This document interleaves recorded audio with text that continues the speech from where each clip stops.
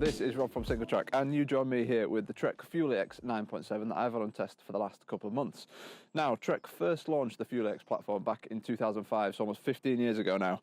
And back then it was a 100mm travel XC race bike, so 100mm travel up front, 100mm travel out back. Now, as you can see, the picture today is quite a lot different, and the platform has changed completely.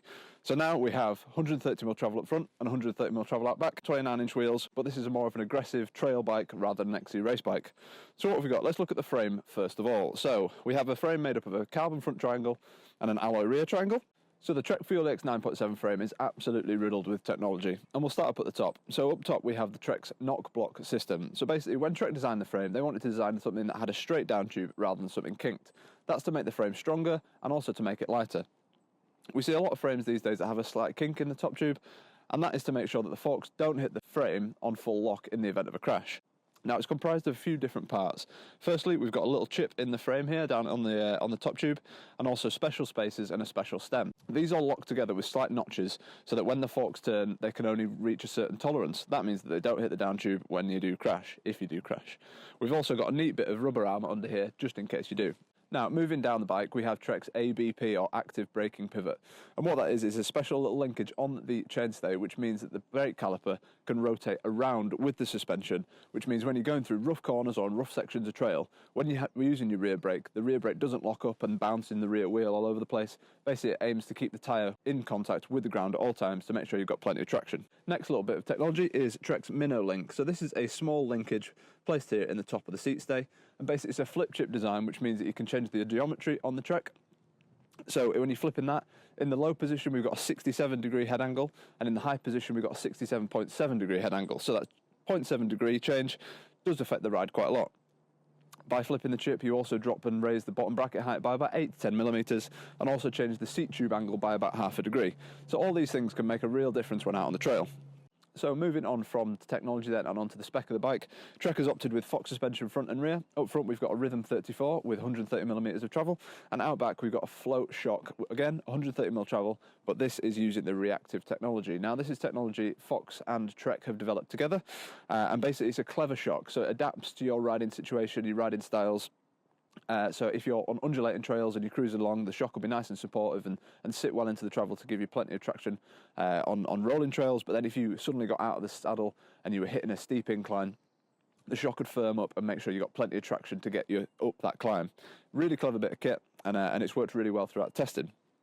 So onto other bits of spec then, and drivetrain, that is looked after by SRAM. We have an NX shifter and then a GX Eagle rear mech, and also Truvative descendant cranks. Now, I think this combination is really intelligent from Trek. I think this kind of bike is wanting to be ridden week in, week out. You're going to be taking it out for long rides at the weekends and even doing some night rides and bits and bobs like that.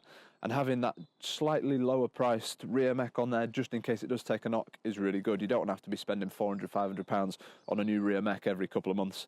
So this kind of combination really, really works for this style of bike. We've also got Shimano brakes here, so a mix between SRAM and Shimano. These are the M6000 hydraulic brakes. Really good brake feel, really nice bite point, plenty of modulation through that travel as well, and over the test period have been really, really powerful. Obviously, they're not quite as high-end as XT or XTR, but for something at this price point, they've performed really well. So onto wheels and finishing kit then, and Bontrager look after the whole set. So we have Bontrager Line Comp 30 rims, and these are wrapped in XR4 team issue tyres. Up front, as stock, you get a Bontrager bar and a Bontrager stem, and also the Bontrager dropper post. So out of the box then, this bike comes with a 750mm wide handlebar. Now for a bike that is as capable as this on paper, I thought that was really narrow, and after the first couple of rides that became evident, so I swapped that out pretty sharpish for a wider bar. So I bobbed an 800mm wide Nuke-proof bar on here, and I also brought that stem in a little bit. So the stock stem is 60mm, and I've pulled that back to a 35. Now, one thing to note, and obviously we've talked about the knock block system, is that moving from a Trek-specific stem to anything else, you're going to need a little lock ring spacer. Now, like I said, with the knock block system, there's small notches in each spacer and into the stem, which keeps the whole system working together. And if you then change to a non-Trek stem, the system isn't working. So basically what you need to do is get a lock ring spacer. Now I spoke to the guys at Trek and managed to get one of these sent out for the testing period, which was really good. But if you are looking to buy this bike and then want to upgrade cockpit, it's going to cost about £17.50, I think, something like that, for this little spacer, which means you can run a non-Trek stem. Doing so, though, it does make the system redundant, so it's a good job that there is this little bit of rubber arm under here, because if the bars do turn, it's going to hit. So getting the bike out onto the trails then was super easy. This bike is a very comfortable and controlled bike from the get-go, and out on those first few rides, impressions were really, really good. The amount of technology on the bike is very evident, and you do feel in very safe hands. One thing that I did find though is that I was riding a bit under what I usually would, so I was maybe riding at 70% of my usual sort of riding, and that was because the bike feels really sophisticated, it feels really high-end, and I almost didn't want to damage it. But once you do get into the riding, you really, really do see the benefits. So the suspension on the bike is very supple indeed, it's very controlled, it's very comfortable. That fork out front gives you plenty of feel through the travel, but I have noticed a few times me bottoming them out when you're hitting lips and jumps and bits and bobs on the trail. I fixed that by adding a little bit more pressure. I tend to run higher pressures on my bikes anyway, but playing with volume spaces will also help. Out back, the reactive technology has worked a treat throughout testing. When you're on undulating trails and you're going through different terrains, the way the shock adapts to what you're riding is really impressive, and you don't really notice it that much. It's only when you get to the bottom of the trail and you think, oh, did I actually flick it to open or whatever, and its tolerance has pinged when it's got to that certain point and opened up. So that rear shock has really dealt with the trails well in all situations. The tyres have been good. On hard packed sort of rolling trails, they roll quick, but in anything a bit sloppy, they do sort of get a bit wandery and lose their way. Again, onto the cockpit and sort of drivetrain setup. The drivetrain's been flawless. I've never had any issues with SRAM Eagle, and this bike is another sort of case of it working absolutely perfect. Shifting's been great. There's been minimal noise from it, and I've had no issues having to realign any of the gears or anything like that. The brakes then, the M6000s from Shimano, have been very, very good on the trails. Like I say, they're not quite as powerful as the XTs or XTRs, but what I've found is that they've done exactly what I needed them to. The feel is really nice, the lever feel, the bite point feel, and the modulation throughout the travel has been really, really good. I've never sort of felt like I was getting into any sort of bad situations. So onto some durability issues then, and the only real thing that I've had an issue with is the dropper post. Now, I know a few people have had issues with Bontrager dropper posts in the past, and it's been no different for here. Stickiness with the lever and also stickiness with the actual return of the post in itself has been a bit of an issue. There's been multiple times where I've come down a descent and wanted to get back in the saddle to climb out, and I've had to reach back and pull the saddle up the last 30% of the travel, something like that, quite a few times. I've been riding through an English winter, and it's obviously been muddy and it's been wet. I've been making sure this post has been kept clean, and the problem still has been there, which is a bit annoying. So if I was going to buy this bike, that would be something that I would look to change.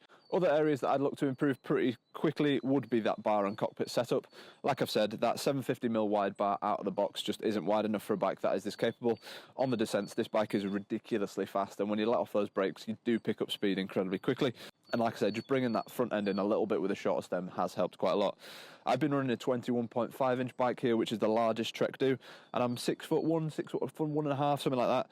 So it's quite a big bike, but for me, it's not felt overly big. So they say that riders up to 6'5" can ride a bike like this, so there's plenty of room in there for different rider heights and all that kind of thing. So in terms of the model range, the 9.7 sits pretty high up. There's only the 9.8 and the 9.9 above it.